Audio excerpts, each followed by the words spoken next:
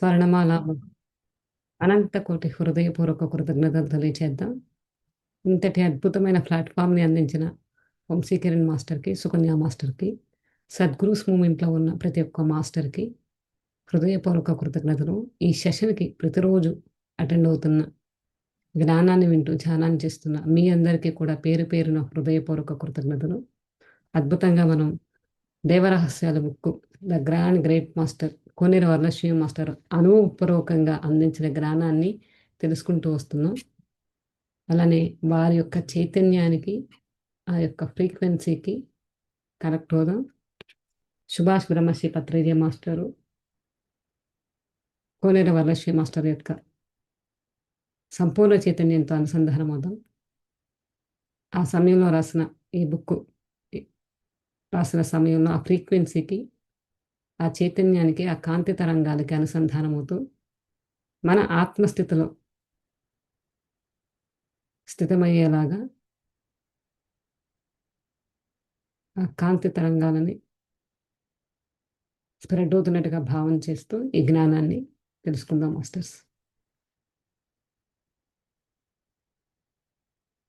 దేవరహస్యాల బుక్కుల నుంచి కోనేరు Varalakshmi master topic name వచ్చరికి ప్రపంచం మాయ. ఆ టైటిల్‌తో కోనేరు వరలక్ష్మి మాస్టరు మనకి ఏ జ్ఞానాన్ని అందిస్తున్నారో తెలుసుకుందాం మాస్టర్స్. పత్రిజీకి నా హృదయపూర్వక వందనాలు. నేను చాలా విషయాలు చెప్పాను. ప్రతి విషయం వినడానికి అన్నీ బాగానే ఉంటాయి. కానీ విన్నదాన్ని మననం చేసుకొని, నేను ఎలా ఉన్నాను అని తెలుసుకోవాలని, ఇంకొకరు ఎలా ఉన్నారు అనేది మనకవసరం. అంటే మాస్టర్ ఏదైతే జ్ఞానం అందిస్తున్నారో, ఎన్నో విషయాలు చెప్పడం జరిగింది. కానీ ఇన్న విషయాన్ని అంటే ఎవరైతే ఈ జ్ఞానాన్ని వింటున్నారో వారందరికీ కూడా హృదయపూర్వకంగా కృతజ్ఞతలు తెలియజేస్తూ, మనం ఏదైతే విన్నామో ఆ జ్ఞానాన్ని ఆచరణలో పెడుతున్నామా లేదా అన్నది ఎవరికి వాళ్ళు పరిశీలించుకుంటూ అంటే ఇక్కడేమంటున్నారు, పక్కవారు గురించి ఆలోచించకుండా మనది మనమే అంటే మనతో మన అనుసంధానమై ఏదైతే సత్యాన్ని తెలుసుకున్నామో దానికి అనుగుణంగా మనం మన నిజ జీవితంలో ఆచరణలో పెడుతున్నామా లేదా అనేది మనకు మనమే గ్రహించుకోవాలి అని చెప్పి చెప్తున్నారు.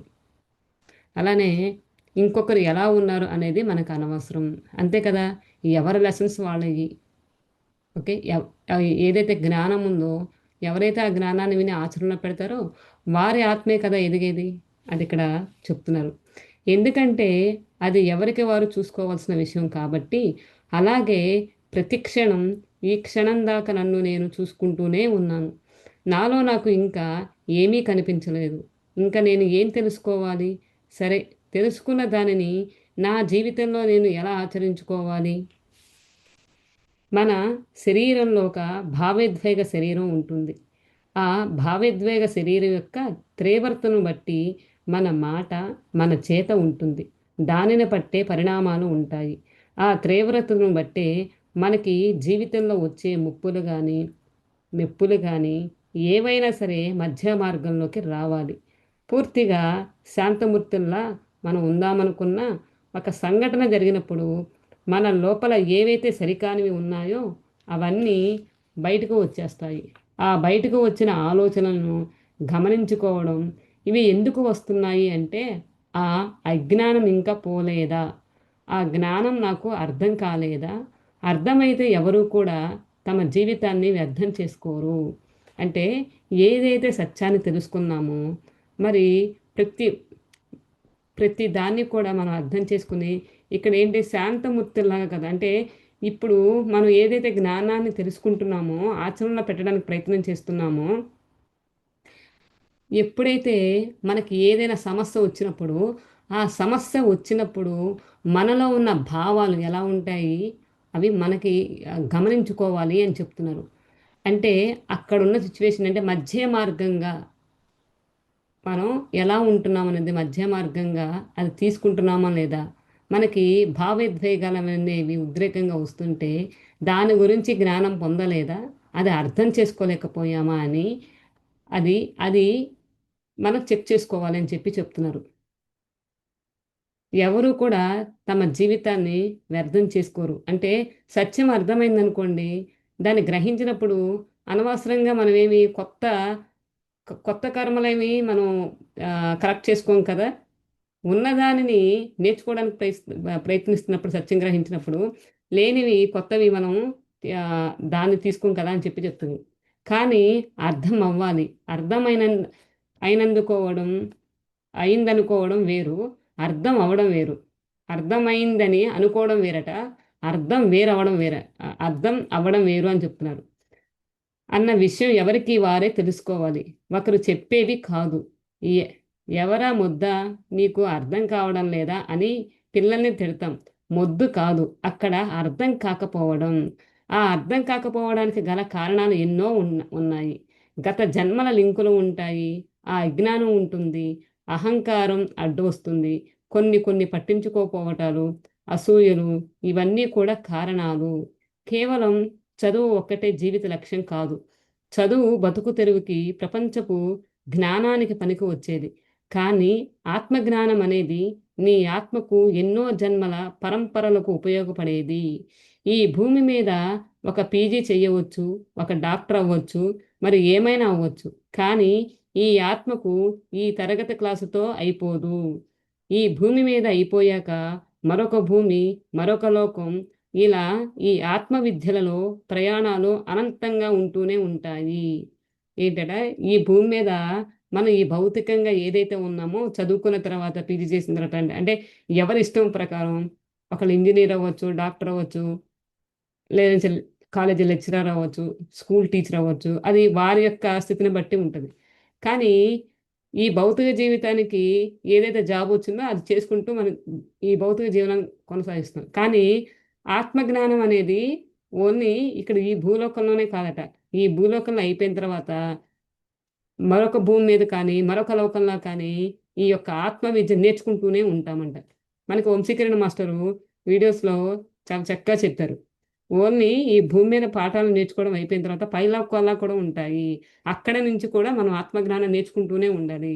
ఎప్పుడూ కూడా మనం ఈ ఆత్మ జ్ఞానం నేర్చుకుంటూనే ఉంటుందని చెప్పి మనకి వంశీకిరణ్ మాస్టరు చాలా అద్భుతమైన ఎగ్జాంపుల్స్‌తో కూడా మనకి చెప్పడం జరిగింది.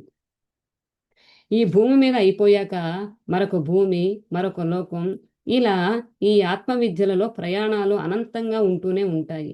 అలాగే ముందు మనం ఈ సమయంలో ఆత్మశక్తిని కూడగట్టుకోవాలి.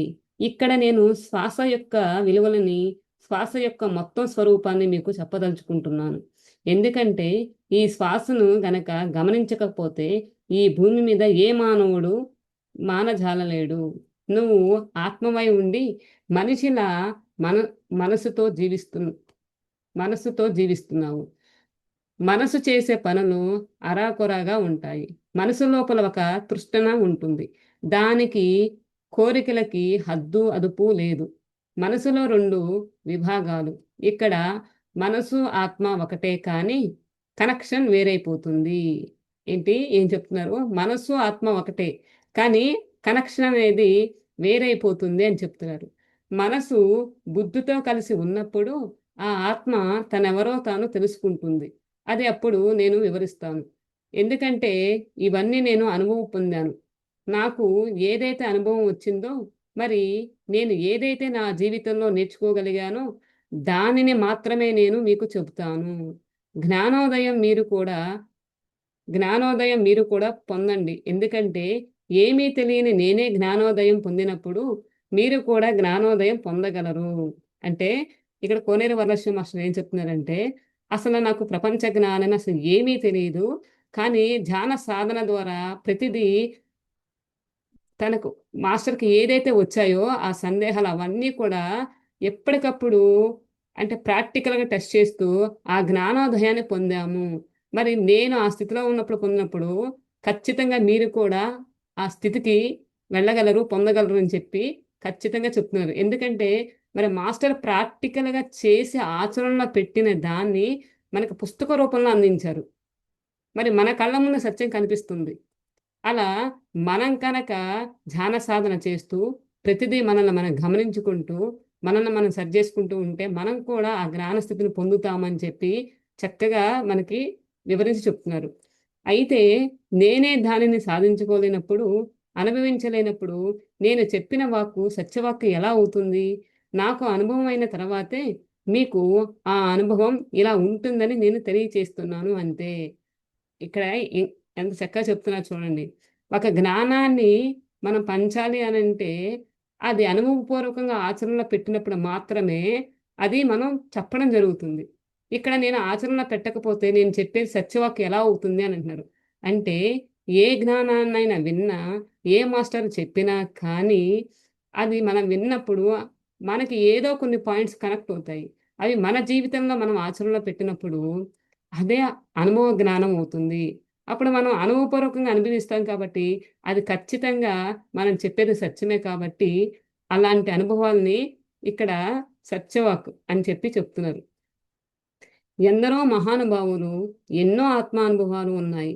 ఇతర లోకాల అనుభవాలు ఉన్నాయి. ఎన్నో ఉన్ ఎన్ని ఎన్ని ఉన్నాయో ఎన్నెన్ని ఉన్నాయో కానీ ఇప్పుడు ప్రస్తుతం ఈ భూమి మీద ఉండే పరిస్థితి ఏమిటి? మనం ఎలా ఉండాలి? ఎలా జీవించాలి? అనేది ముఖ్యమైన విషయం. ఇప్పుడు ఈ క్షణంలో ఏం జరుగుతుంది? దాని గురించే ఆలోచించుకోవాలి. అదే విజ్ఞత. విజ్ఞాన శాస్త్రం. ఒకరోజు ధ్యానంలో ఒక దృశ్యం కనిపించింది. భూమంతా గుండ్రంగా గాజుతో చేసినట్లు ఉంది. దాని లోపల అన్ని గీతలుగా చుట్టూ కనబడుతున్నాయి. ఆ గీతల మధ్యలో ఒక బంతి లాంటిది చుట్టూ తిరుగుతూ ఉంది. ఇది ఏమిటి అనుకున్నాను. అది టైమ్ మిషన్. సమయము సమయ యంత్రము అని చెప్పారు. అవునా! ఇదేదో సినిమాలాగా ఉంది అనుకున్నాను. ఈ విషయాన్ని కొట్టిపారేశాం. కానీ మనం గతంలోకి వెళ్ళగలం. అంటే గత జన్మల్లోకి వెళ్ళడం. డాక్టర్ న్యూటన్ గారు ఎంతో మందిని గత జన్మల్లోకి పంపిస్తున్నారు. అంటే నీ గతంలోకి నువ్వు వెళ్ళగలవు. అలాగే భవిష్యత్తులోకి కూడా మనం వెళ్తున్నాం. భవిష్యత్తు ఎలా ఉంటుంది? భవిష్యత్తులోకి ఎలా వెళ్తాము? ఎప్పుడు వెళ్తాము? ప్రస్తుతాన్ని బట్టి భవిష్యత్తు ఉంటుంది. కాబట్టి మరి ముందే భవిష్యత్తులోకి వెళ్ళి ఏం చేస్తాం? నాకు ఆ ఆలోచన వచ్చింది. అంటే అక్కడ ఏదైతే విజన్ కనిపించిందో, ఆ విజన్‌కి కోనేరు వరలక్ష్మి మాస్టర్ ప్రతిదీ కూడా చెక్ చేసుకున్నారు. చెక్ చేసి ఇది ఎలా సాధ్యమవుతదని తెలుసుకోవడం జరిగింది. అలానే ఇక్కడ డాక్టర్ న్యూటన్ గారు మరి డాక్టర్ న్యూటన్ మాస్టర్ అందరికీ తెలిసే ఉంటదనుకుంటున్నాను. వారు గత జన్మల్లోకి తీసుకువెళ్ళటం అలా. అలానే మన వంశీకృష్ణ మాస్టరు మరి మన ఫాస్ట్ లైఫ్‌ని చూసుకోవాలంటే చక్కగా కళల ద్వారా, జ్ఞానం ద్వారా మనం 72 శ్వాసల ద్వారా, కళల ద్వారా ఏదైతే మన గత జన్మలు చూసుకుంటూ, అదే రాబోయేది ఏదైనా ఉన్నా కానీ, అది కూడా మనం కళల ద్వారా చూసుకుంటున్నాం. అయితే ఇక్కడ కోనేరు వరలక్ష్మి మాస్టర్‌కి ఇన్ని క్వెషన్‌లొచ్చాయి. అంటే వర్తమానంలో ఉంటాం కదా! భవిష్యత్తు అనేది ఎలా చూస్తాము? అన్నది మాస్టర్‌కి అక్కడ క్వెషన్ వేసుకున్నప్పుడు ఇక్కడ చెప్తున్నారు. నాకు ఆ ఆలోచన వచ్చింది. అసలు ఈ టైమ్ మిషన్ ఏంటి అని అనుకున్నాను. అది మళ్ళీ వేగంగా తిరుగుతూ కనిపించింది. ముందేమో ఒక సమస్థితిలో 12 గంటలు, 24 గంటలుగా తిరుగుతూ కనిపించింది. ఫస్ట్ ఎలా కనిపించిందంట సమస్థితిలో 12 గంటలు, 24 గంటల్లాగా తిరుగుతూ కనిపించింది. ఆ తర్వాత ఇంకా వేగంగా తిరుగుతుంది. ఇదేంటి ఇంత వేగంగా తిరుగుతుంది? దీని యొక్క అంతరార్థం ఏమిటి అని నేను అడిగితే, అప్పుడు పత్రిజీ అయితే "నువ్వు ఈ సమయంలో ఉన్నావా? లేక భవిష్యత్తులో ఉన్నావా?" అన్నారు. నాకు అర్థం కాలేదు. తికమక పడ్డాను. నేను ఇప్పుడే నేను ఇప్పుడు ఇక్కడే ఉన్నాను కదా! ఈ సమయంలోనే ఉన్నాను. అందరితో పాటు నేను ఉన్నాను. కానీ నేను ఏ ఏమి ముందుకు, వెనక్కు వెళ్ళడం లేదే. అంటే అందరితో పాటు నువ్వు ఉన్నావు నిజమే. కానీ అందరికీ నీకు తెలియాల్సిన విషయం ఒకటుంది. మన మాస్టరు కోనేరు వరలక్ష్మి మాస్టరు అడిగారంట. నే పత్రిజీ మాస్టర్‌ని అడిగినప్పుడు పత్రిజీ మాస్టర్ చెప్పారంట. మీరు ఎక్కడున్నారనంటే నేను అంటే ప్రెజెంట్ ఇప్పుడు ఎలా అయితే ఉన్నానో సిట్యుయేషన్‌లో ఇక్కడే ఉన్నాను. నేను ముందుకి వెళ్ళలేదు, గతంలోకి వెళ్ళలేదు అని చెప్పినప్పుడు అక్కడ మాస్టర్ చెప్తున్నారంట. నువ్వు ఉన్నావు నిజమే. కానీ అందరికీ నీకు తెలియని విషయం ఒకటుందని చెప్పి చెప్తున్నారు. నువ్వు గతంలో లేవు. గతం ప్రస్తుతం నువ్వు ఉంటున్నావు. అయితే భవిష్యత్తులోకి నువ్వు ఆ వేగంగా వెళ్ళే విధానంలో ఏం మారుతుంది? ఎలా మారుతుంది అని చెప్తున్నారు. 24 గంటలు, 24 గంటల్లో మనం ఏం చేస్తున్నాము? మీరు ఇప్పుడు భూమి మీద ఉన్నారు. తెల్ల తెల్లవారుతుంది.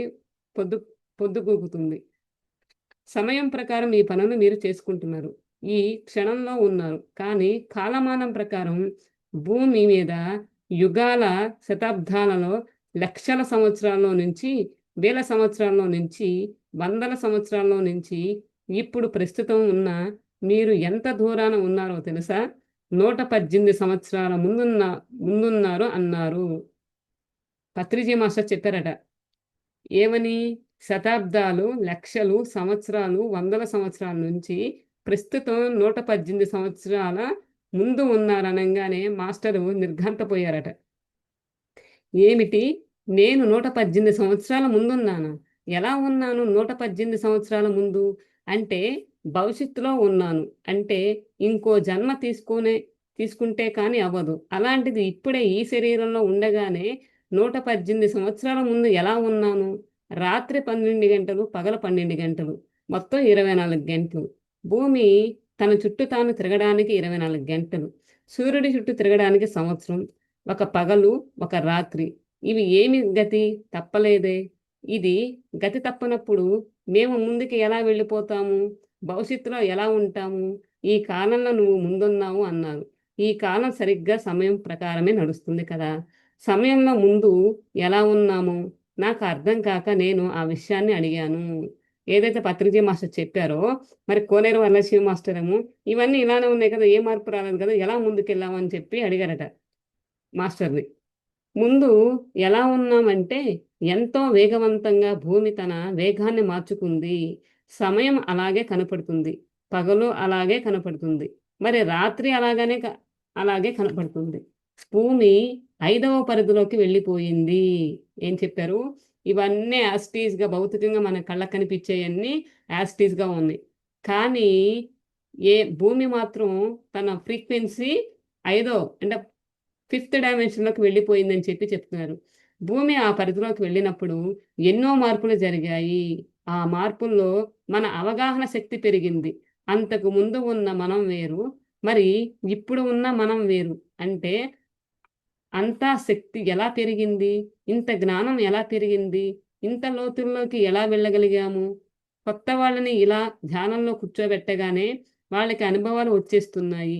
పెద్ద పెద్ద విషయాలు వింటూనే అర్థం చేసుకుంటున్నారు. ఎన్నాళ్ళో ధ్యానం చేస్తే కానీ ఒక విషయం తెలిసేది కాదు. గంటల గంటలు కూర్చుంటే కానీ ఒక సందేశం వచ్చేది కాదు. అలాంటిది ఇంత తొందరగా ఎలా సందేశాలు వచ్చేస్తున్నాయి? ఇంత తొందరగా ప్రపంచం అంతా విజ ఈజీగా ద్వారా ఈ ధ్యానం ఎలా విస్తరిస్తుంది? ఎవరు చూసినా కానీ ధ్యానం, ధ్యానం కావాలి అంటున్నారు. ప్రశ్నలు అడిగేవారు ఎక్కువైపోతున్నారు. తమ జీవితాన్ని నిలబెట్టుకోవాలనే వాళ్ళు ఎక్కువైపోతున్నారు. దీనికి అంతటికి కారణం ఏమిటంటే, ఇక్కడ మనం ధ్యానం పెరిగిపోయింది. జ్ఞానం కూడా పెరిగిపోయింది. ఆ వేగంతో ఆ ధ్యానం పెరిగి ఇంకా 118 సంవత్సరాల తర్వాత రాని దానిని మన ముందుకి తెచ్చేశారు. ఏం తెచ్చారు ఫ్రెండ్స్? మరి 118 సంవత్సరాలు రావాల్సిన దాన్ని ముందే తీసుకొచ్చి పత్రిజీ మాస్టరు అందించడం జరిగింది. మరి ఈ పుస్తకం చదివేంత వరకు కూడా నాకైతే తెలీదు ఫ్రెండ్స్. ఎంత అద్భుతమైన సత్యాన్ని చెప్పారు చూడండి. అంటే ఈ భూమి మీద మార్పులు ఎలా వచ్చాయి? మనకి చూడడానికి మాత్రం పగలు, రాత్రి అన్నీ మన జీవన విధానాలన్నీ మామూలుగా ఉన్నాయి. కానీ ఇక్కడ ఏం చెప్తున్నారు? అంతే కదా! ఒక 50 సంవత్సరాల క్రితం ధ్యానం అన్న పదం విన్నవాళ్ళు లేరు. నాకు తెలిసి నేనైతే వినలేదు. ఇప్పుడు ధ్యానం అనేది చాలామంది చేస్తున్నారు. వచ్చిన వాళ్ళందరికి కూడా వెంటనే అనుభవాలు రావడం ఇవన్నీ మనం కళ్ళతో చూసాము. దీనికి కారణం ఏంటి? భూమి 5వ పరిధిలోకి వెళ్ళింది కాబట్టి ఆ ఎనర్జీస్ రావడం వలన, అవగాహన శక్తి పెరగడం వలన ఇలా ఏదైతే చదువుతున్నామో ఆ జ్ఞానాన్ని మన ఆత్మస్థితిలో మనం అర్థం చేసుకోగలుగుతున్నాం. ఇవన్నీ అర్థం చేసుకోగలుగుతున్నామంటే 118 సంవత్సరాలు ముందు ఉందంట భూమి. అంటే 5వ పరిధిలోకి వెళ్ళిపోయింది కాబట్టే ఇప్పుడు ఇంత ఈజీగా ఈ జ్ఞానాన్ని పొందుతున్నామని చెప్తున్నారు. ఇప్పుడు పుట్టిన పిల్లలు ఎంత తెలివిగా ఉన్నారో మనకు తెలుసు. అలాంటి జ్ఞానం కల పిల్లలు పుట్టారు. ఇవాళ ఒక పసిబిడ్డతో మాట్లాడలేకపోతున్నాము. వీళ్ళకి అంత జ్ఞానం ఎలా వచ్చింది? ఇంత టెక్నాలజీ ఎలా పెరిగిపోయింది? వెనకటిలాగా మొద్దు బుర్రలా ఉన్నవారు ఎవరూ లేరు. పసిబిడ్డలకి నిద్ర కూడా తగ్గిపోయింది. చిన్న చిన్న పిల్లలు అద్భుతమైన మాటలు మాట్లాడుతున్నారు. 2 సంవత్సరాల పిల్లలు అద్భుతమైన నాట్యం చేస్తున్నారు. ఎవరిని చూసిని కళ అలా ప్రవహిస్తూ అంటే కారణమేమిటి? 118 సంవత్సరాల తర్వాత రావాల్సిన జ్ఞానం ఇప్పుడే వచ్చేసింది. ఆ బిడ్డలు రావడం, ఆ అవగాహన పెరగడం, ఈ పరిధి మార్పుతోటి అంత త్వరగా ముందుకెళ్ళిపోవడం జరిగింది. అలాంటప్పుడు 1000 సంవత్సరాల తర్వాత మనం ఎక్కడుంటాం? ఎలా ఉంటాము? అంటే చూడండి, 118 సంవత్సరాల తర్వాత రావాల్సిన టెక్నాలజీ ఇప్పుడే వచ్చింది. మరి 1000 సంవత్సరాల తర్వాత ఎలా ఉంటుంది అని చెప్పి చెప్తున్నారు. అంటే ఎంత ఫాస్ట్‌గా మార్పులొస్తాయి అని చెప్పి అంటే ఇప్పుడు మన సత్యయుగం స్థాపించబడుతుంది అంటున్నారు కదా! ఇవన్నీ కూడా మీరు గమనించినట్టయితే ఈ పుస్తకానికి ముందు 'ఇన్నరెత్తు' టెలోస్ నగర్ గురించి తెలుసుకున్నాం. టెలోస్ నగర్‌లో అంతా కూడా టెక్నాలజీ ఎలా ఉంది? చాలా అడ్వాన్స్‌డ్‌గా ఉంది. దానికి మించి టెక్నాలజీ భూమి మీదకి రాబోతుంది అనంటే, ఇలాంటి మార్పులన్నీ జరుగుతాయి అని చెప్పి చెప్పడం జరుగుతుందని నాకు ఇక్కడ ఆ పాయింట్స్ కనెక్ట్ అయ్యాయి ఫ్రెండ్స్. మానవుల యొక్క నాగరికత వేరు. ఆత్మజ్ఞానంతో, ధ్యానంతో బతికే వాళ్ళ యొక్క జ్ఞానం వేరు. ఈ నాగరికతలో నుంచి ఆ నాగరికతలోకి వెళ్ళిపోయాము. అలాంటి అద్భుతమైన సమయం ఇది. ఆ టైమ్ మిషన్‌ని నాకు చూపి, ఈ విషయాన్ని విపులంగా చెప్పినటువంటి పత్రిజీకి, ఆ మైత్రేయ బుద్ధునికి నేను ఏమిచ్చి నా రుణం తీర్చుకోలేను. మనం మరి ఇంత అద్భుతమైన విషయాన్ని తెలియజేసినందుకు పత్రిజీకి, మైత్రేయ బుద్ధునికి, కోనేరు వరలక్ష్మి మాస్టర్‌కి అనంత కోటి హృదయపూర్వక కృతజ్ఞతలు తెలియజేద్దాం ఫ్రెండ్స్. ఎందుకంటే అంత అద్భుతమైన జ్ఞానాన్ని మనకి అందించినందుకు మరి వారికి కూడా మనం ఏమిచ్చినా కానీ రుణం తీర్చుకోలేము. ఇప్పుడు ప్రపంచం మాయా విషయం మ మనిషికి మాయ కమ్మడం వేరు. ఈ ప్రపంచం యొక్క మాయ మానవ నాగరికత వేరు. ఇక్కడ ఆత్మజ్ఞాన నాగరికత వేరు. మానవ నాగరికతలో సూక్ష్మమైన రంధ్రాలు ఉంటాయి. మనకు కనిపించినటువంటి రంధ్రాలు ఉంటాయి. మన శరీరంలోనే సూక్ష్మమైన రంధ్రాలు ఉన్నాయి. మన శరీరంలో నుంచి చెమట బయటకు వస్తుంది కదా! అవి మనకి కనిపించవు. అలాగే మానవ నాగరికతలో కూడా సూక్ష్మమైన రంధ్రాలు ఉంటాయి. అంటే ఏదైతే మన శరీరంలో సూక్ష్మ శరీరంలో రంధ్రాల నుంచి చెమట బయటకు ఎలా వస్తుందో, అలానే ఈ మానవ నాగరికతలో అని చెప్తున్నారు. నాగరికతలో కూడా సూక్ష్మమైన రంధ్రాలు ఉంటాయి. అవి ఎన్నో ఎవరికి అవి ఎన్నో ఎవరికి తెలుసు? నాగరికత మనిషిలో ఉండడం కాదు. మానవుని యొక్క నాగరికతలో సూక్ష్మమైన రంధ్రాలు ఎన్నో ఎవరికి తెలుసు? ఈ మాయ అనుక్షణం నిన్ను మింగేస్తూ ఉంటుంది. ఇప్పటిదాకా ఎంతో అద్భుతంగా మాట్లాడుతూ ఉంటావు. క్ష క్షణంలో ఒక సంఘటన జరిగేటప్పటికి ఎరిక కోల్పోతావు. ఎప్పుడైతే ఆ ఎరిక కోల్పోయి, ఆ విషయంలో మునిగిపోతావో, అది ఆలోచించుకోనీకుండా మాయ కమ్మేసినట్లు నిన్ను క్షణాలలో మింగేస్తుంది. నువ్వు ఎంత గొప్ప జ్ఞానివైనా, ఈ ప్రపంచం దేనికి తల వంగినా వంగుకున్నా, వంగకున్నా, ఎంత జాగ్రత్తగా ఉన్నా నిన్ను మింగేసేది ఆ మాయ ఒక్కటే. అంటే మనం ఎంత ఎరుకు స్థితిలో ఉండాలో. మాయ అంటే మనం కనక ఒక్క సెకను ఇదిగా ఉన్నా కానీ మాయ అంత ఇదిగా కమ్మేస్తదని చెప్పి చెప్తున్నారు. పసరు వాసన అనుక్షణం నిన్ను వేధిస్తూ ఉంటుంది. మనిషిలో ఒక పసరు ఉంటుంది. అది దివ్య జ్ఞాన ప్రకాశానికి అడ్డుపడుతూ ఉంటుంది. ఆ పసరు ఏమిటో చాలా మందికి తెలియదు. మాడు దగ్గర తలలో పసరు పేరుకుంటుంది. తలకు విషం ఎక్కింది, పసరు పట్టిందని ఆయుర్వేద వైద్యులు చెప్తారు. వాటికి అనేకమైన మందులు వాడేవారు. అది భౌతికమైన ఒక సెకండ్ వస్తుంది.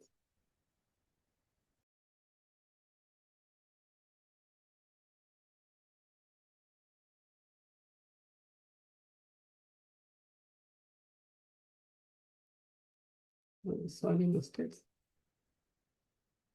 ఈ అజ్ఞానపు సారం నీ సరికాని గుణాలు నీ కర్మ యొక్క సారం. ఒక మనిషి యొక్క నీడ తన వెంటే ఎలా ఉంటుందో ఆ సారం కూడా పసరలాగా మనసుకు అడ్డుపడుతుంది. అడ్డుపడి ఆ పసరు నిన్ను అనుక్షణం వేధిస్తుంది. వేదన అనేది మనసు బాధ అనేది ఎక్కడ నుంచి వస్తుందంటే ఈ ప ఈ పసరులో నుంచి వస్తుంది. మానవుని యొక్క పసరు వాసన అనుక్షణం నిన్ను వేధిస్తుంది. ఏం చెప్తున్నారంటే మనకి మామిడి మీద ఏదైనా ఉంటది కదా! దానికి చేస్తూ ఆయుర్వేదంగా మనం ఏదైతే చేస్తున్నామో, అలానే మనలో ఈ ఈ ఈ అజ్ఞానపు సారం అనేది ఈ సరికాని గుణాలు. ఆ గుణాలు ఎలా నీ కర్మ యొక్క సారం ఒక మనిషి యొక్క నీడ తన వెంట ఎలా ఉంటుందో, ఆ సారం కూడా పసరులాగా మనసుకు అడ్డుపడుతుందంట. అంటే మనం ఎదగాలని ఉన్నా కానీ, గత జన్మల వలన గత జన్మల వాసన అంటారు కదా! వాటి వలన ఇవి అడ్డుపడుతూ ఉంటాయని చెప్తున్నారు. నీ ఆలోచన నిన్ను మింగుతూ ఉంటుంది. నిజమే కదా! మనకొక ఆలోచన వచ్చిందంటే, ఆలోచనలో పడి అటు ఇటు కొట్టుకుపోతూ ఉంటాం. అదేం చేస్తుందంటే మనల్ని మింగేస్తుంది.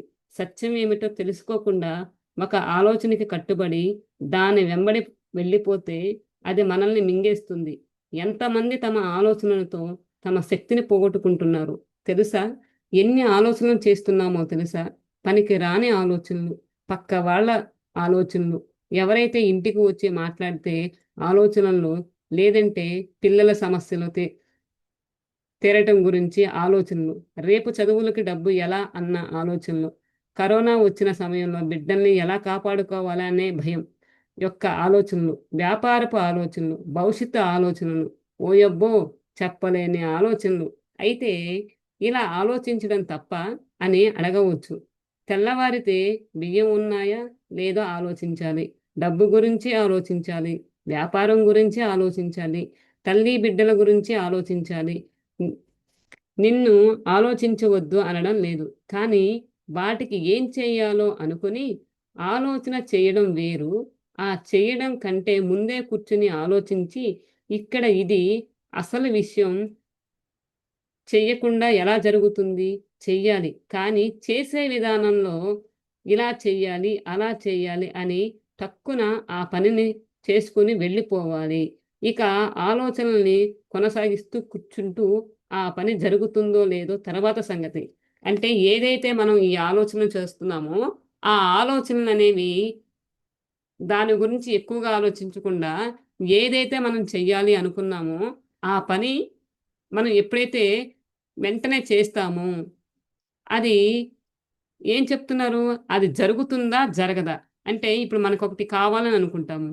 అనుకున్నప్పుడు అంటే ఒక ఎగ్జాంపుల్ మన పిల్లలు ఫస్ట్ ర్యాంకు అంటే ఒక ఎగ్జామ్ రాసారనుకోండి. ఒక కాంపిటేటివ్ ఎగ్జామ్ రాసారు. గవర్నమెంట్ జాబ్ రావాలి. అ అన్నది మనకు ఆలోచనొచ్చింది.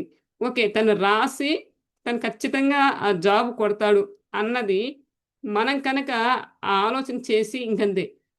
తనకు వస్తది అన్న థాట్ రిలీజ్ చేసి, తర్వాత అది వస్తదా? రాదా? అంటే వికల్పాలు పెడుతూ ఉంటాం గదా! మనకు తెలియకుండా. దాని గురించి అంటే నేను ఒక ఎగ్జాంపుల్ చెప్పాను. దీని గురించి మనకి వినే ఉండుంటారు. అంటే మన ఏదైనా మనం చేస్తున్నప్పుడు ఏది సరి అయినది, ఏది సరికానిది, ఏ ఆలోచన ఎంత మటికి చేయాలి, ఎంత మటికి చేయకూడదు అన్నది అవగాహనొస్తది. దేని ద్వారా? ఈ ధ్యానం చేయడం వల్ల, జ్ఞానాన్ని వినటం వలన మనం ఏదైతే ఇప్పుడు చూడండి, మనం పిల్లలకి ఇప్పుడు కాలేజీకి వెళ్ళాలి. వాళ్ళు 10థ్ క్లాసు. ఇప్పటి నుంచే దాని గురించి మనం ఆలోచిస్తూ ఉంటాం. అలాంటి ఆలోచనలు చేయకుండా ఏదైతే అంతా కూడా అద్భుతంగా జరుగుతుందని ఆ థాట్‌తో ఉన్నప్పుడు ఇంక మనం ఎక్కువగా దాని గురించి ఆలోచించాల్సిన అవసరం అయితే ఉండదు. ఇక్కడ చెయ్యాలి. కానీ ఏ విధంగా చెయ్యాలి? ఎలా మార్చుకోవాలన్న దాని గురించి ఇక్కడ మాస్టర్ చెప్తున్నారన్నమాట. ఇక మన ఆలోచనలు ఎక్కడెక్కడ తిరుగుతాయంటే ప్రపంచం, భూమండలం దాటి వెళ్ళిపోతాయి. అంత వేగంగా ప్రయాణిస్తాయి. ఇంత చిన్న విషయాన్ని ఎక్కువగా ఆలోచిస్తూ ఉంటే, ఆ నిశ్శబ్దంలో నీలో ఉండే శక్తి ఏ రకంగా ఆలోచన రూపంలో బయటకు పోతుందో తెలుసా? మన శక్తిని 1000 సంవత్సరాలు బతకాల్సిన మానవుడు 60 ఏళ్లకే వచ్చాడంటే, మన సరికాని ఆలోచనలు మూలంగానే కదా! మన సరికాని ఆలోచన వల్లే మన శక్తి అంతా సర్వనాశనం అయిపోయింది. అయితే ఆధునిక వ్యవస్థలో కృత్రిమ కృత్రిమ తత్వం చాలా ఎక్కువ. ఇది అంతా ఆధునికత కదా! ఆధునిక యుగం ఆధునిక యుగం కాదా? ఆధునిక యుగంలో స్టైల్‌గా ఉండాలి. లోపల ఒకటి పెట్టుకొని, మన మనసుకు నచ్చినా, నచ్చకపోయినా హాయ్ అని బయటకు మాత్రం ఒక కృత్రిమమైన నవ్వు నవ్వాలి. మరి కృత్రిమంగా వాళ్ళని మర్యాద చేయాలి. ఏదైనా సరే కృత్రిమంగానే జీవితం జరిగిపోతుంది. స్వచ్ఛంగా ఉన్నవారిని చదువు లేదు, ఆ భాష చూడదు. ఆ జీవితం చూడు, ఒక్క ఫ్యాషన్ తెలీదు అని వెటకారాలు చేస్తారు. కానీ వాళ్ళల్లో మానవత్వం ఉంది. కపటం లేకుండా మాట్లాడతారు. నవనాగరికత తెలియకపోవచ్చు కానీ, ఒకరికి సహాయం చేసే గుణం, పద్ధతి ఉంటుంది. ఇక్కడ ఏం చెప్తున్నారంటే, 1000 సంవత్సరాల బతకాల్సిన మానవుడు ఈ సరికాని ఆలోచనలు, ఈ విధానం వలన తన శక్తిని ఎలాగంటే తన సరికాని ఆలోచనలతో ఆ శక్తినంతను కూడా సర్వనాశనం చేసుకొని 1000 సంవత్సరాలు బతకాల్సిన మానవుడు 60 సంవత్సరాలకు రావడం జరిగింది. అంటే ఎంత దీనమైన స్థితిలో ఉన్నామో మనకు మనమే చెక్ చేసుకోవాలి. అయితే ఇక్కడ ఏం చెప్తున్నారు? ఆధునిక యుగం. అంటే ఇప్పుడు ఈ యుగంలో ఎలా ఉండాలి? బయటికి మనకు నచ్చినా, నచ్చకపోయినా ఫ్యాషన్‌గా ఉండడం. ఓకే. డ్రెస్ సెన్స్ కానీ, తినే విధానం కానీ, ప్రతీదీ కంపారిజన్ పక్క వాళ్ళతో. అలా ఉంటేనే ఈ సమాజంలో బతకగలుగుతామన్న భావనలు. ఇవన్నీ ఎవరైతే కొంచెం తక్కువగా ఇలా కనిపించారో, వాళ్ళని ఆట పట్టిస్తూ వెటకారంగా మాట్లాడుతున్నా, అక్కడ ఏం చెప్తారు? వాళ్ళు లోపల కల్లా కపటం లేకుండా అసలైన నవ్వుతూ ఉంటారట. స్వచ్ఛమైన ప్రేమతో ఉంటారంట. మరి నిజంగానే కదా! నిజంగా మనకి అలాంటి వ్యక్తులు కనిపిస్తారు. కనిపించినప్పుడు లోపలొకటి, బయటొకటి వాళ్ళు ఉండరు. లోపల ఏదైతే ఉంటదో బయట అదే చెప్తారు. ఇప్పుడు పసిపిల్లలు చూడండి. వాళ్ళకి లోపల ఒకటి, బయట ఒకటి ఉంటదా? మనం ఆ తత్వాన్ని నేర్చుకోవడానికి ఈ ధ్యాన సాధన, ఈ జ్ఞానం ఇయన్నీ నేర్చుకుంటున్నాం. వాళ్ళు ఏ కల్లా కపటం లేకుండా చక్కగా చిరునవ్వుతో నవ్వుతారు. ఇప్పుడు సమాజం కోసం మనం ఎలా బతుకుతున్నాం? మనకు మనలాగా బతకట్లేదు. ఎదుటి వాడిని మెప్పొందించే విధంగా బతుకుతున్నాం మనం. అదే ఇక్కడ చెప్తున్నాను కోనేరు వరలక్ష్మి మాస్టర్. కానీ వారికి సహాయం చేసే గుణం, పద్ధతి ఉంది. ఏదైతే అమాయకత్వంతో ఉన్నారో వాళ్ళ గుణం మంచిది. ఒకళ్ళకి సహాయం చేసే గుణం అనేది ఉంటుందని చెప్పి, ఆ పద్ధతి ఉంటుందని చెప్తున్నారు.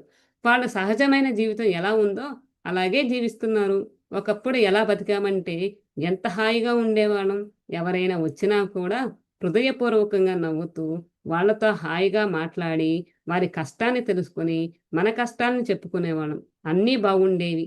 అప్పుడు కానీ, ఇప్పుడు అవన్నీ లేవు. ఎందుకని అంటే, దానికి నవనాగరికత అనే పేరుని సంపాదించుకున్నారు. అజ్ఞానంలో ఈ కృత్రిమతత్వం చాలా ఎక్కువగా ఉంది.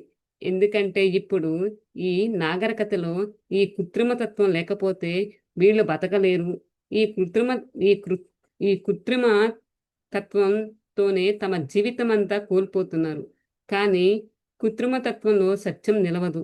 నువ్వు అజ్ఞానివై, సత్యమూర్తివై విరజల్లుగాక.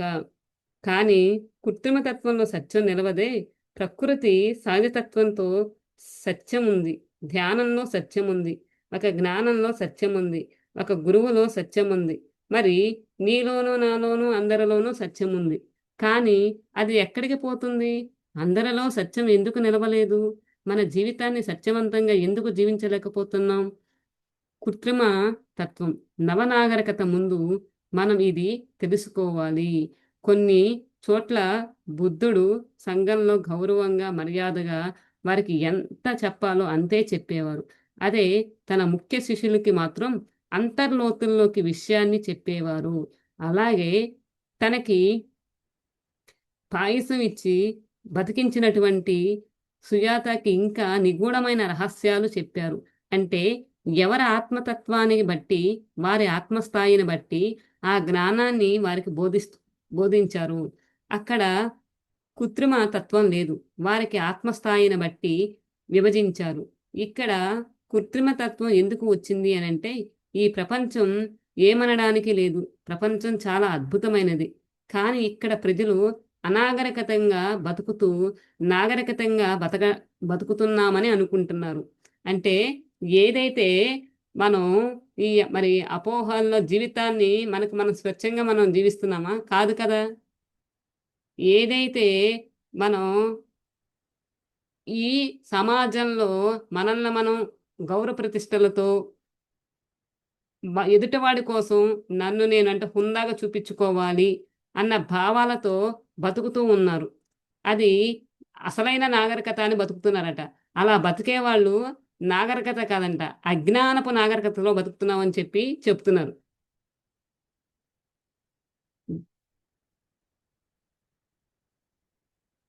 అనాగరికతగా బతుకుతూ, నాగరికతగా బతుకుతున్నామని అనుకుంటున్నారు. ఎప్పుడైతే నువ్వు సహజతత్వంలో ఉంటావో, సహజమైన శ్వాసను గమనించుకుంటావో, అప్పుడు మాత్రమే సత్యం మనలో నిలుస్తుంది. కృత్రిమ త కృత్రిమ తత్వంలో సత్యం నిలవదు. అది ఉండలేదు. సత్యం ఉండకపోతే సత్యం ఎలా గెలుస్తుంది? ధ్యానం వల్ల ఉపయోగం ఏమిటి? ముందు అది నిలవాలంటే నువ్వు సహజంగా ఉండాలి. సహజమైన ఉచ్ఛ్వాస, నిశ్వాసాలను పట్టుకోవాలి. అయితే నువ్వు జీవితంలో ఎంత కృత్రిమంగా బతుకుతున్నావో తెలుసా? కనీసం నేను కృత్రిమంగా బతుకుతున్నానని అనుకోవడం లేదు. నువ్వు ఎలా బతుకుతున్నావో అది నువ్వు గుర్తించడం లేదు. పనుల్లో కొట్టుకుపోతున్నావు. వాటిల్లోనే ఉండిపోతున్నావు. డబ్బు సంపాదించుకోవడంలోనే ఉండిపోతున్నావు. ఇంకా ఎన్నో విషయాల్లో ఉండిపోతున్నావు. ఇంకా నిన్ను నువ్వు గుర్తించుకోవడం కోసం ఎక్కడ సమయం ఉంది? నాకిలా ఉంటే విసుగ్గా ఉంది. ఏమిటిది? నన్ను ఎంతో అభిమానించే వాళ్ళు కావాలి. మరి నా హృదయాన్ని తెలుసుకునే వాళ్ళు కావాలి అంటే ఎలా వస్తారు? నువ్వు సహజంగా ఉంటే కదా! ఇంకో సహజమైన వాళ్ళు వచ్చి హృదయపూర్వకంగా మాట్లాడేది. అయితే కృత్రిమతత్వం వల్ల వీళ్ళు కోవడం లేదు. అంటే కాలకృత్యాలు, వ్యసనాలు, తినుబండారాలు దీనితో జీవితం అయిపోయింది. ఒక వ్యసనాలంటే ఎన్ని ఉన్నాయో మీకు తెలుసు. ఒక్కొక్కరికి ఒక్కొక్క రకమైన వ్యసనం. ఆ వ్యసనంలో జీవితం గడిచిపోతుంది. మాంసాహారం మానేస్తాం బాగానే ఉంటుంది. జీవహింస పాపమని తెలుసు. కర్మని క్షయం చేసుకుంటున్నాము. ఇది మహా అద్భుతమైన విషయం అయితే మితాహారం కూడా ముఖ్యమే. మితాహారం విలువ తెలుసుకోవాలంటే మిమ్మల్ని మీరే పరీక్షించుకోవాలి. ఏదైతే మరి నిజమే కదా! ఇప్పుడు ఎలా ఉన్నారు? ఇప్పుడు ఒక ఇల్లు కట్టామనుకోండి. ఒక ఇల్లు కొంటే ఇంకొక ఇల్లు కొందామా? ఇంకెక్కడైనా స్థలాలు కొందామా? లేదంటే ఒక జాబొచ్చిందనుకో, ఈ జాబ్‌కి సాలరీ ఇంతనుకోండి. ఇంకా ఎక్కువ రావాలి. అంటే ఎక్స్‌పెక్టేషన్స్ ఎక్కువ. ఇంకా అక్కడ సాటిస్ఫాక్షన్ అనేది లేదు. అంటే ఇక్కడ ఏం చెప్తున్నారంటే ఉండాలి. మన అవసరాలు తీరే విధంగా ఉంటూ, ముందు అసలు మనల్ని మనం కనెక్ట్ అయినప్పుడే కదా!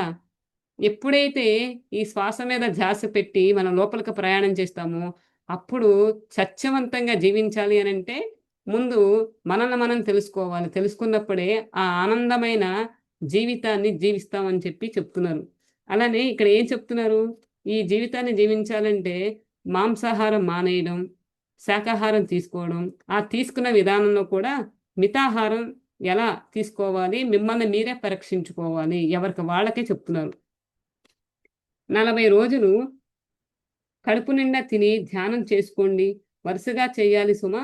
40 రోజులు కొద్ది కొద్దిగా తింటూ బాగా ఆకలి అనిపించినప్పుడు కొంచెం కొంచెం పండ్లు తీసుకుంటూ ధ్యానం చేసుకుంటూ ఉండాలి. మీరు జీవితం అనే ఒరవడిలో కొట్టుకుపోతూ ఉంటే ఇంకో జీవితం ఎక్కడ వస్తుంది? నిన్ను నువ్వు గమనించుకునే సమయం ఎక్కడ ఉంది? అది కాస్త అయిపోయి మరి ముసలితనం చావు దగ్గరకొస్తుంది. అన్ని రంగాలలోనూ పోటీ తత్వంలోనూ ఓటమి గెలుపుల మధ్య యుద్ధం. ఇక్కడ గెలిస్తే అవత అవతల వైపు ఓటమి. అక్కడ గెలిస్తే ఇక్కడ ఓటమి. జీవితం మొత్తం వీటితోనే సరిపోతుంది. మనిషి తన గురించి తాను ఆలోచించుకుని, తన కోసం సమయాన్ని తానే కేటాయించుకోవడం లేదు. ఎవరు మనకి ఈ సమయంలో నువ్వు ధ్యానంలో కూర్చో అని చెప్తున్నారు? మనకి 24 గంటల సమయం ఉంది. మన సమయాన్ని మన కోసమే మనం కేటాయించుకోవాలి. అసలు జీవితం అంటే ఏమిటో ఒక్కసారి ఆలోచించండి. జీవితం అంటే ఏమిటి? ఇలా బతకటం ఒక జీవితమా? ఇలా బ్రతకడం కోసమా? అంత దూరం నుండి వచ్చి పుట్టి మరణించడం కోసమా? ఇంత గోల ఎందుకు? ఎందుకు పుడుతున్నాం? ఎందుకు మరణిస్తున్నాం? అన్న కనీసపు జ్ఞానం, ఆలోచన కూడా లేదు. ఈ ధ్యానం కనుక నాకు తెలిసి ఉండకపోతే మట్టి కొట్టుకుపోయేదాన్ని. జీవితం అంటే ఏమిటన్న ప్రశ్న ఒక్కనాడు కూడా రాలేదు. జీవితం అంటే సర్కస్ లాంటిది. సమయానికి రావడం, ఏనుగు గురించి చెప్పి పులుల్ని, సింహాలని చూపిస్తారు. ఆ జంతువుల ఆటలన్నీ చూసి ఆహా! ఓహో! అనడం, సర్కస్ అయిపోగానే వెళ్ళిపోవడం. మన జీవితాలు కూడా అలాగే ఉన్నాయి. మనం కూడా నిద్రలేచిన దగ్గర నుంచి కాలకృత్యాలు తీర్చుకొని భౌతిక విషయాలతో ముగిసిపోతున్నాం. మన జీవితాలు కూడా పెద్ద సర్కస్సే. అసలు జీవితం అంటే ఏమిటి అనేది తెలుసుకోవడానికే ధ్యానం. మరి నిజమే కదా! వారు చెప్పిన మాటలన్నీ కూడా సత్యాలు. అసలు జీవితం అంటే ఏమిటి? కష్టాలంటే ఏమిటి? సుఖాలు ఏమిటి? ఈ ధ్యానం ద్వారా నేనేం పొందాను? అని తెలుసుకోవడం కోసమే ఈ ధ్యానం. దాని ద్వారానే నువ్వు ఎలా నిలబడాలో నీకు అర్థమవుతుంది. ఎలా మాట్లాడాలో నీకు తెలుస్తుంది. మరి అసలు నీకేం కావాలో అర్థమవుతుంది. పత్రిజీ నన్ను "నీకేం కావాలి?" అని అడిగేసరికి తెల్లబోయాను. నాకు ఏం కావాలో నాకే తెలీదు. కనీసం ఆ జ్ఞానం కూడా లేదు. ఎందుకంటే ఈ వరవడిలో కొట్టుకుపోతున్నాము. ధ్యానం చేసిన తర్వాత కానీ ఆ జ్ఞానం నాకు రాలేదు. నేనేమి ఈ రోగాలేమిటి? ఈ కష్టాలేమిటి? ఈ కర్మ అంటే ఏమిటి? ఎలా మాట్లాడాలి? ఎలా తినాలి? కుటుంబాన్ని ఎందాక చూసుకోవాలి? నా ఆత్మ గురించి నా సమయాన్ని ఎంత కేటాయించుకోవాలి? అని నాకు చక్కగా అర్థమయ్యాయి. నా జీవితం వ్యర్థమైపోయింది అనుకున్నాను. అర్థం తెలిసి జీవించినప్పుడు వ్యర్థం ఎలా అవుతుంది? అడవిలోని జంతువులు వాటి ప్రణాళిక ప్రకారంగా హాయిగా బతుకుతున్నాయి. సముద్రంలో జీవులు హాయిగా బతుకుతున్నాయి. పక్షులు చక్కగా బతుకుతున్నాయి. ఒక మనిషి పుట్టిన మానవుడు మాత్రం వాటిని హింసించి కర్మ జీవితం అనుభవిస్తున్నాడు. ఈ సృష్టిలో ఎవరు అజ్ఞానంతో జీవించేది ఒక మానవుడని చెప్పి స్పష్టంగా మనకి చాలా క్లియర్‌గా చెప్తున్నారు. ఎందరో మహానుభావులు కృష్ణుడు, క్రీస్తు అందరూ ఒకే విషయం చెప్పారు. కరుణతో, దయతో, ప్రేమతో ఉండమని. అసల కరుణ అంటే ఏమిటో తెలుసా మీకు? భార్య మీద ప్రేమ, భర్త మీద, పిల్లల మీద ప్రేమ, నా కుటుంబం మీద ప్రేమ, నా వాళ్ళు మాత్రమే సుఖంగా ఉండాలి అన్న ప్రేమ తప్ప కరుణ ఎక్కడిది? ప్రేమ ఎక్కడిది? ధ్యానంలోకి వచ్చాక నిజమైన ప్రేమ అంటే ఏమిటో అర్థమవుతుంది. ధ్యానంలో అజ్ఞానం సారీ ధ్యానంలో ఆ జ్ఞానం అర్థమవుతుంది. అప్పుడు మిమ్మల్ని ఎవరు బురదలోకి లాగలేరు.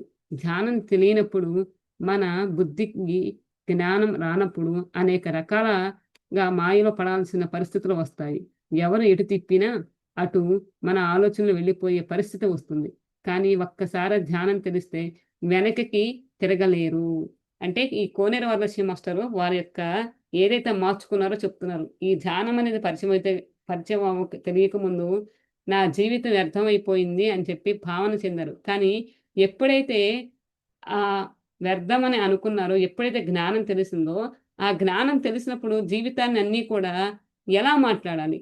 ఎలా అంటే మన మాట కానీ, తినే ఆహారం కానీ, కుటుంబ సభ్యులతో కానీ, తనకు తాను ఎంత సమయం కేటాయించుకోవాలి? ఏ విషయాలు సరైన విషయాలు, ఏ విషయాలు సరికాని విషయాలనేవి ఎలా ఎలా తెలుసుకోగలిగారు? ఇది కేవలం ధ్యానం ద్వారా మాత్రమే సాధ్యమవుతుంది అని చెప్పి చెప్తున్నారు. మనసు రాకముందే మేల్కో. మనసు మారడం అంటే ఉదాహరణకి కర్ణుడికి గురించి తెలుసుకుందాం. ఒకరోజు కర్ణుడు బంగారపు గిన్నెలో ఉన్న నూనెను రాసుకుంటున్నాడు. అప్పుడక్కడికి కృష్ణుడు వచ్చాడు. ఆ బంగారపు గిన్నె నాకు ఇవ్వు అని అడిగాడు. కర్ణుడు వెంటనే ఎడమ చేతితో ఆ గిన్నెని తీసి ఇచ్చాడు. అదేమిటి కర్ణ! కుడి చేతితో ఇవ్వచ్చు కదా! ఎడమ చేతితో ఇచ్చేశావేమిటి అన్నారు. అప్పుడు కర్ణుడు కుడి చేయి నూనెతో ఉంది. చేయి కడుక్కొని, తుడుచుకొని నేను గిన్నె తీసే లోపల నా ఆలోచన మారిపోతుందో ఏమో! నా మనసు మారిపోతుందో ఏమో! ఎందుకంటే మనసు అంత వేగంగా మనల్ని మార్చేస్తుంది. అంటే మన మనసు ఎంత ఫాస్ట్‌గా మారుస్తది చెప్తున్నారు. మరి అంతే కదా! అలా ఇవ్వడం. ఆ బంగారపు గిన్ని ఎడమ చేత్తో ఇవ్వడం అంటే అంత ఎరుకుతా ఉన్నాడు. అంటే అతని చెయ్యి కడుక్కొచ్చి వచ్చేలాగా నా మనసు అంటే ఆలోచన విధానం కానీ, మనసు గాని మార్చేస్తది అన్న ఇదితో చాలా అద్భుతమైన ఎగ్జాంపుల్ చెప్పారు. ఎందుకంటే మన మనసు అంత వేగంగా మనల్ని మార్చేస్తుంది కాబట్టి, నేను ఎడమ చేత్తోని ఇచ్చేశాను అన్నాడు.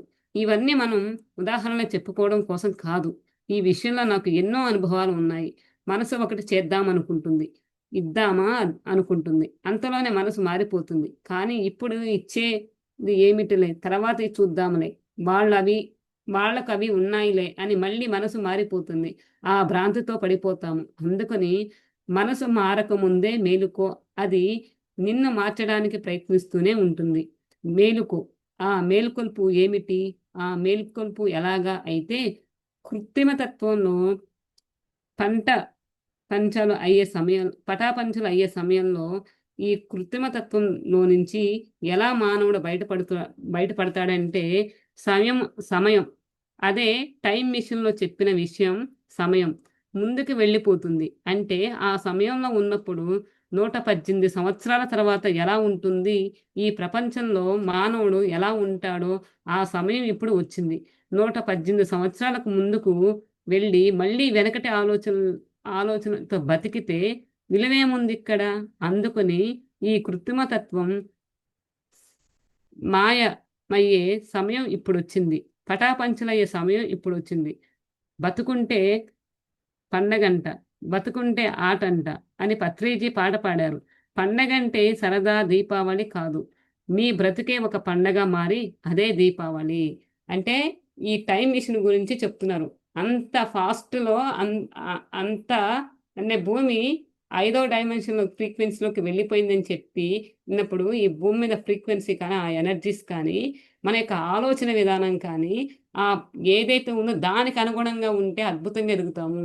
మరి 118 ఎనక అంటే అనాగరికత అని చెప్పారు గదా!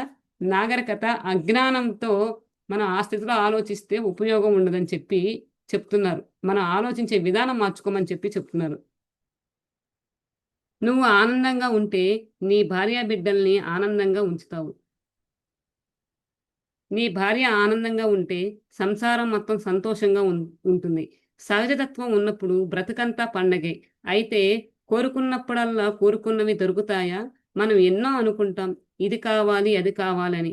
మన పరిస్థితిని బట్టి, మన ఆదాయాన్ని బట్టి, మన విధానాన్ని బట్టి ఉంటాయి. కాబట్టి కోరుకున్నవన్నీ జరగవు. ఎన్నో ఉంటాయి. మరి చూసినవన్నీ కావాలనిపిస్తాయి. ఒకే జన్మలో అన్నీ సాధ్యం కావు. కొన్ని ఎన్నో జన్మలకి కానీ లభ్యం కావు. ఈ జ్ఞానం తెలిసినప్పుడు ఈ జన్మలో నీకు ఏది సాధ్యమవుతుందో దానిలోనే నువ్వు పండుతావు. ఉన్నదానితో తృప్తి చెందాలి అన్నమాట. ఎప్పటినుంచో చెప్తున్నారు. వింటున్నాము. మీకు ఏది ఉంటే అది వేసుకొని తినండి. కానీ కళ్ళ ముందు మెరుపుల్ని కనపడుతుంటే ఇంట్లోవి ఎలా తింటారు? 5 స్టార్ హోటల్‌లో రకరకాల వంటలన్నీ టీవీలో చూసినట్లే వీళ్ళు ప వీళ్ళు పచ్చడి వేసుకొని తిని తృప్తిగా ఎలా ఉంటారు? కానీ ధ్యానంతో అంతకంటే అద్భుతంగా తినే పదార్థాలన్నీ మరి దానిని రుచిని ఆస్వాదించడం ఎలా అనేది పత్రిజీ మాకు తెలియచేశారు. అనుభవపూర్వకంగా తెలుసుకొని ఆత్మతృప్తితో ఆ భోజనం చేసినప్పుడు ఎంత హాయిగా ఉంటుందో అన్న విషయం ఈ జీవితంలోనే అర్థమయ్యింది. ఏం చెప్తారంటే మనం ఎలా జీవించాలి? సహజతత్వంతో జీవించాలి. మనం ఏదైతే చూస్తున్నామో ఉన్నదానితో స్ అంటే ఉన్నదాంతో ఆనందంగా జీవించడం ఎలానో పత్రిజీ మాస్టరు చాలా అద్భుతంగా వారికి అనుభవపూర్వకంగా అందించడం జరిగిందని చెప్పి మాస్టర్ చెప్పారు. మరి నిజంగానే మనం పక్క వాళ్ళతో కంపేర్ చేసుకున్నామనుకోండి, మనకు ఆ తృప్తనేది ఎలా ఉంటది? ఏదుంటే అది. ఆ క్షణానికి ఏదుంటే అది, దానిలో ఆనందం పొందామనుకోండి, ఆ సంతృప్తనేది ఉన్నప్పుడు మనలో ఎంతో అద్భుతమైన మన లోపల తెలియని పరమానంద స్థితికి మనం చేరుకుంటాము. నిజంగా ఇప్పుడున్న సమాజంలో అయితే కనుక అలా ఉంది. ఎప్పుడైతే మనం ఈ మార్గంలోకొచ్చామో, సత్యాన్ని తెలుసుకున్నామో, ప్రతిదీ కూడా ఆనందంగా, ప్రతిదీ కూడా అంగీకార తత్వంతో హ్యాపీగా ఉంటున్నాం. చాలా అద్భుతంగా మాస్టరు టైమ్ మిషన్ గురించి చెప్పారు. ఈ భూమి మీద ఈ 118 సంవత్సరాలు ఎలా ముందుకెళ్ళామని చాలా అద్భుతంగా మాస్టర్‌ని కూర్చోనేయడం, పత్రిజీ మాస్టర్ మనకి తెలియచేయడం చేసింది. చాలా అద్భుతమైన జ్ఞానాన్ని అందించారు మాస్టర్. ఇంతసేపు ఈ జ్ఞానాన్ని విన్న మీ అందరికీ కూడా హృదయపూర్వక కృతజ్ఞతలండి. Thank you so much master. ఆహ్, మరి కొంత ఉంది. ఆ కొంత భాగం తర్వాత సెషన్‌లో తెలుసుకుందాం మాస్టర్స్. థాంక్ యూ అండి.